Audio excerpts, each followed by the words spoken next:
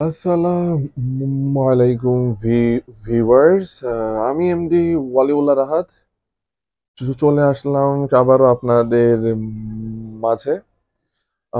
আমার ভিডিওতে সব থেকে বেশি কমেন্টস আসছিল হচ্ছে ভ্যাম্পায়ার 150 মাইলেজ কত দেয়। যেহেতু 150 সিসি, আমরা সকলেই জানি যে স্কুটার টপ স্পিডের জন্য না, বাট মাইলেজটা মানে মাইলেজ কেউ আহামরি বেশি চায়ও না, চায় হচ্ছে একটা সহনীয় পর্যায়ে যেন মানে থাকে। So, ওই সেন্সে বলতে পারি যে এইটার মাইলেজটা আসলেও সহনীয়, শুধু সহনীয় না, ভালো মতো সহনীয়। কারণ এইরকম মাইলেজ বাংলাদেশের এইরকম ভেজাল তেল খাওয়া সত্ত্বেও এটা মানে আসলেও একটু আনএক্সপেক্টেড। তার থেকেও বড় ফ্যাক্ট হচ্ছে ব্রেক ইনে কোনো অকটেন বুস্টার আমি আসলে ইউজ করি নাই, বাট এটা ছিল আসলেও শকিং আমার জন্য। জানি না আপনাদের জন্য কতটুকু শকিং। চলুন দেখতে থাকি। আর হ্যাঁ, সম্পূর্ণ ভিডিও দেখার জন্য অনুরোধ রইল। লাইক, সাবস্ক্রাইব এবং শেয়ার করতে ভুলবেন না। আপনাদের প্রত্যেকটা লাইক, শেয়ার এন্ড সাবস্ক্রাইব আমাকে নতুন ভিডিও করতে সাহায্য করে। ধন্যবাদ। অনেকগুলো ট্যুর দেওয়ার পর আসলে তেল নেওয়া হয় নাই, তেল একদম লাস্ট দাগে ছিল। আর আমি যেহেতু জানি না যে তেল লাস্ট দাগে থাকলে কতটুকু তেল থাকে, ওর জন্য ভাবলাম যে আসলে তেলটা নেই। তার মেইন কজ হচ্ছে যে হ্যাঁ, এটা আমি তেল নেওয়ার পর হচ্ছে আরো একটা দুইটা ছোটখাটো ট্যুর দিব, যাতে করে ওর মানে কি বলে ভ্যাম্পায়ারটাকে আরো ভালো মতো বুঝতে পারি। তো তার জন্যই হচ্ছে আবার রিফিল করা। আমি এখানে দেখতে পারলেও মেবি আপনারা দেখতে পাচ্ছেন না, কালার রেডিংসে একটু প্রবলেম ছিল, এর জন্য সরি।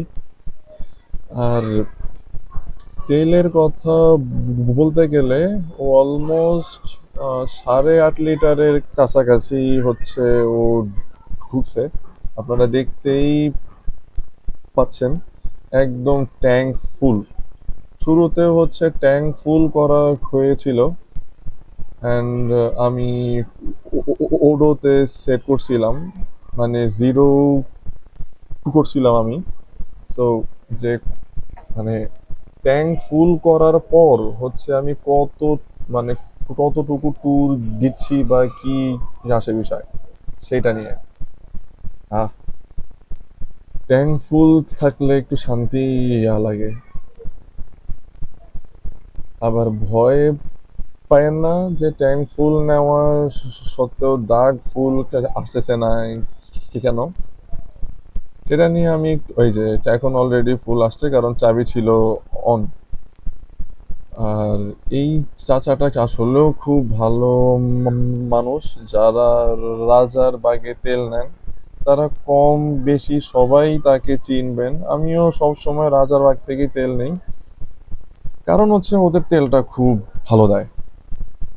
আর চাচা আসলেও ভালো মানুষ। আর আপনারা জানেন যে আমার একটু জড়তার সমস্যা আছে, সেইটার জন্য চাচাও হচ্ছে কিছুটা উপদেশ দিলেন আমাকে যে এইভাবে এইভাবে মেনটেন করে চলবেন।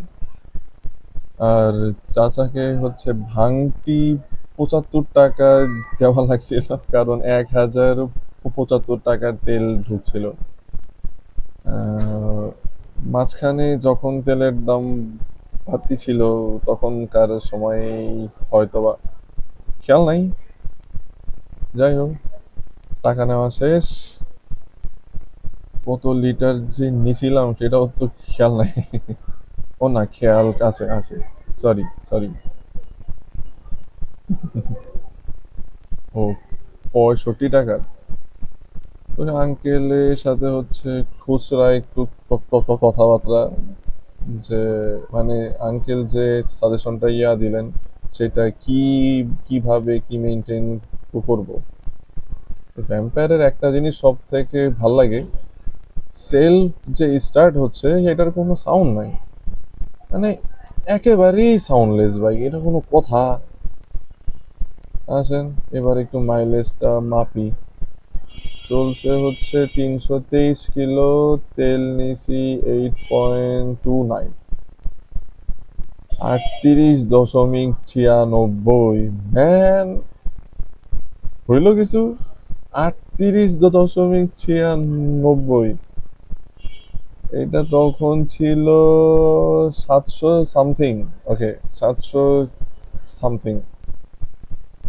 তো ব্রেক ইনে, অফ রোড, অন রোড, যে যার মতো ইচ্ছা মতো চালাইছে। প্লাস হচ্ছে মানে এটা ডেফিনেটলি হচ্ছে টেস্ট রাইড ইউনিটটা। তো সেটা দিয়ে যে যার মতো ইচ্ছা মতো ইউজ করছে এটা। যে টেস্ট রাইড করতে চাইছে তাকেই টেস্ট রাইড করতে দিয়ে রাখছি, অ্যান্ড কোম্পানি থেকে বলা ছিল যে আপনি আপনার ইচ্ছা মতো এইটাকে টেস্ট করেন, অ্যান্ড আমি ওইভাবেই টেস্ট করাইছি। Definitely I am surprised,